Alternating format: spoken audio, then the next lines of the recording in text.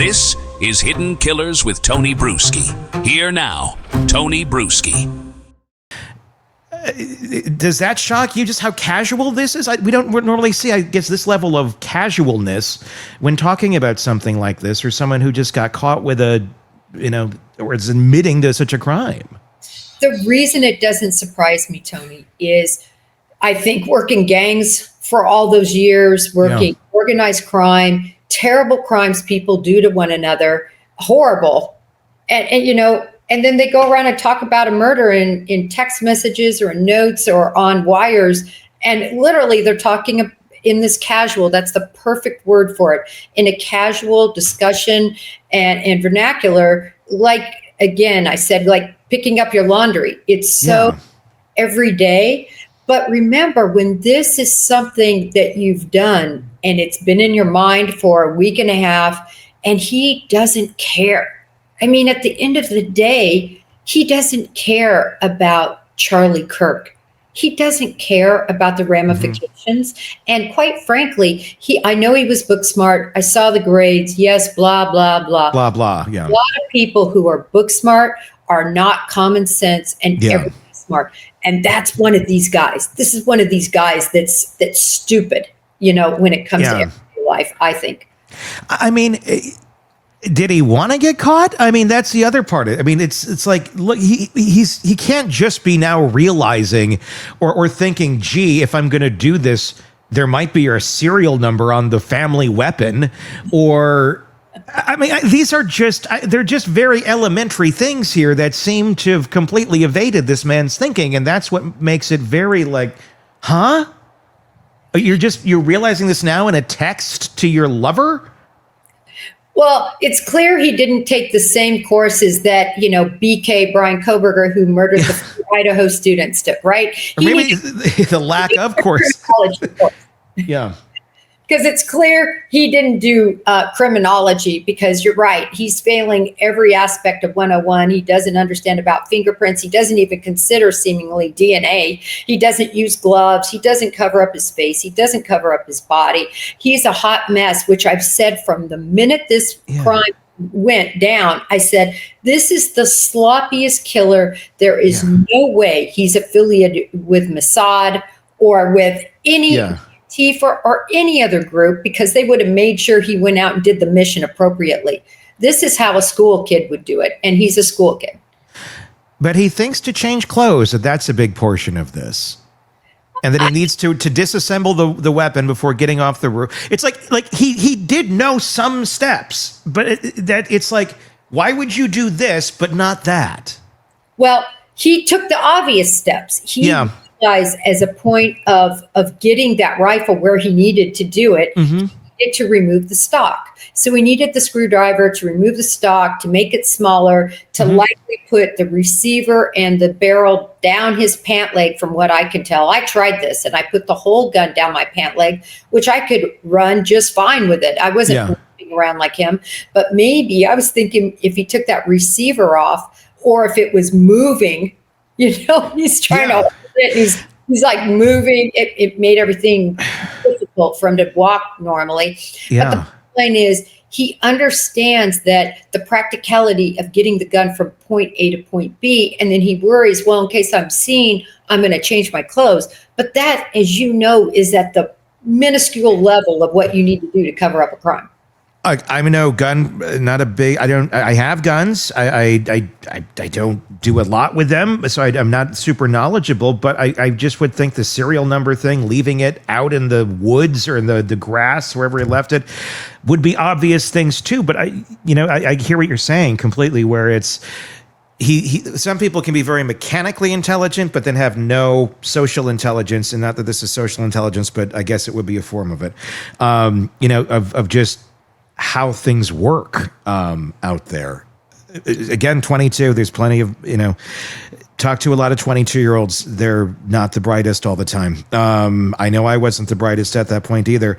I just wonder, I don't know. I guess I'm kind of baffled by the stupidity of what he was able to carry out and the stupidity to which he did at all levels. He had this drop point that I think was somehow going to be a savior. Ooh, if I have a drop point, then I could get my car and come back and get it. It never even occurred to him the place would be crawling with police after an event like this. What exactly? That is just like, why would you not? Again, what the hell? Well, By now, there's always the old radio adage. We used to do this stupid bit where it was stupid criminal of the week, and it would always be just idiotic things that people do. And there exists to this day. We have too many stories. This seems like it's that with far greater repercussions than the coffee shop got robbed. Well, let's be clear. That's why the FBI and law enforcement is usually successful. It's not necessarily that we're some sort of brilliant investigators as much as it is that the criminals are such idiots and they make mistake after mistake after mistake and usually leave a really easy trail for us, especially a 22-year-old who's never had any run-ins with the law before. He literally didn't think about anything. And as you well said, he spent a week and a half planning this out. It wasn't long enough. Do you think he's stunned that he was caught? I mean, I know when we saw the photo that he was on, he was wearing the suicide vest. He talked about suicide ideation and things of that nature. I'm wondering if this is something where, this is, I don't know, maybe subconsciously or consciously, but he wanted to die. And this was his way of going out, or he thought maybe this would be his way of going out. I don't know. So I really don't think that. I think that this is a typical, and I hate to throw the word narcissist around. I'm not going to say it clinically, but all roads lead to it. Yeah. He really thought he wasn't going to get caught. He's like, listen, they don't have any way to catch me. Yeah, the serial number isn't going to go back to me. I mean, like they can't take step 2 and say grandfather could equal son and grandson. So he definitely, I think, just thought he would get away with it. Everything's going smoothly. They didn't find it yet. So to me, it's just somebody just like Luigi Mangione, just like Brian Koberger, just like Larry McVeigh, or Timothy McVeigh, sorry. They think they're going to get away with it because they're so smart. Are you surprised at how quick he turned himself in? I mean, when it looked like people were coning in on him, his family obviously going, that looks like our kid. I can't imagine that moment. And then they sit him down and it feels like a Full House moment. Did you do this? I did this. Let's call the pastor. I mean, and I'm not trying to make light, but it was like, this is how this story ends? Like, I did it. I'm going to go turn myself. I was kind of surprised by that moment, too. It did kind of feel like an old sitcom where everything at the end of the story, people realize their faults and then they go do the right thing. Again, not how I would imagine something like this to happen, but none of this story is something I would think would have happened to begin with. But number 2, how it's playing out and the characters involved. Well, when you look at it, Tony, right? If you wrote a movie or a segment from a drama series and you had it play out this way, everyone in your audience would go, oh, yeah, right. They'd be like, what is this, Full House? Yeah. With a horrible, horrible plot line? I mean, that's how it feels. Yeah, nobody would believe it, that he was stupid enough not to wear gloves. And that is what plays, I think, with people having problems accepting this. Yeah. But we're seeing it so up close. Kash Patel is so crystal clear on what happened in terms of his transparency for the agency now, law enforcement, this prosecutor laying out his whole case. Now, we are going to see it in the preliminary hearing coming up. Mm-hmm. So he's giving us a flash of what we're going to see anyway, because there will be no indictment. There will be no grand jury. It's going to play out before us, which was different from the Idaho case and most other cases that we see. So he realizes that this is stuff that's going to come out. So that's why he gave us the playbook a little bit early. But the bottom line is, Tony, that's what I think is so unique to what's happening now. Before, in other cases, and I'll keep going back to Timothy McVeigh, because he was another guy that I think is very similar in how he thought. We didn't see it all play out like this because didn't have social media. True. Mainstream media didn't have these connects, and everything was kept, locked behind closed doors in terms of this evidence. Now we get to see it, and everybody's going, wow, really? Things happen like this? They do. And again, this is a piece of information we have as of right now, and if I'm off on it, let me know. From what we've understood, he's not necessarily cooperating with the FBI as of this moment in time. I found that to be another interesting point, just because it's like he's ready to give it up with the family. He's admitting he did it to his Discord group. He's admitting he did it to his family. He's admitting it in text. He's admitting it here and there, and now he's not cooperating? Well, Tony, he probably has an attorney. I think okay. Has gotten him attorney, and that was part of, I'm sure the friend who's the minister, who was the former law enforcement officer, I'm sure he said, you got to get him an attorney so his rights are protected. One. And so I think he's just, maybe he's just saying, I'm not talking till I get an attorney. Yeah. And who he shouldn't be talking. Sure. And also secondarily to that, listen, he is facing the death penalty. And with all the evidence we can see so far, this seems really strong of a pretty case. Much guaranteed at this point, I would say. Well, the fingerprint on the trigger kills it. Yeah. Even if it's your grandparent, and they could say, well, he had it in the house. That's when the trigger. Yeah, okay. Let a jury mull that all over. With you add everything else up. It's like the sheath with the Idaho case. All right, you've got all of this and DNA on the sheath, and now you have DNA on the trigger and on the gun. It's so problematic. I think it's a strong case. Only in this case, I just can't imagine that they're going to bargain. I really don't think they're going to bargain way down the road, but we'll see. What is there to bargain for? I mean, he's admitted it. I mean, he's admitted to family. We don't know, has he admitted it to law? Because there's a difference between I admit this to family or law enforcement. I mean, so where does that stand as of this second? Well, he's admitted it to family, and they would be calling the father. That remember, the mother was the first to recognize her son, and then went to the father. And then the gun comes out, and they're, can you send me a picture of Grandpa's gun so I know you have it? And then, of course, he says, oh, I think I'm going to ignore that one. So you're right. It's such a strong case. Look, I think this guy is facing, he is going to face death, the death penalty, unless something severely changes in some way, which I can't imagine. I mean, is this what domestic radicalization looks like now? It's quiet, it's fast, and it is deeply personal. I mean, because that really... If we're trying to figure out what the trigger is here, I mean, it could have simply been Charlie Kirk is coming to town and I disagree with him and I want him dead. Or, I mean, is that it? Just Charlie Kirk showing up, or is there something deeper going on? I mean, obviously, from what we can glean right now, I'm going to assume he probably did not agree with Charlie on most things. And again, that I guess would be going back to the triggering event being Charlie Kirk coming to town. But we don't see a whole lot of other things in his life that are, super triggering. I get his family probably did not agree with his lifestyle and that.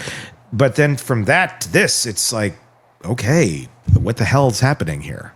Well, the family talks about a discussion they had with their son, where it's brought up that he's going to be in Orem and he's going to be doing his, prove me wrong, debating. And apparently Tyler Robinson reacts to that and says words to the effect of, oh, well, that's a quote unquote stupid place for him to do that. And goes on a diatribe about how he disagrees with Charlie Kirk.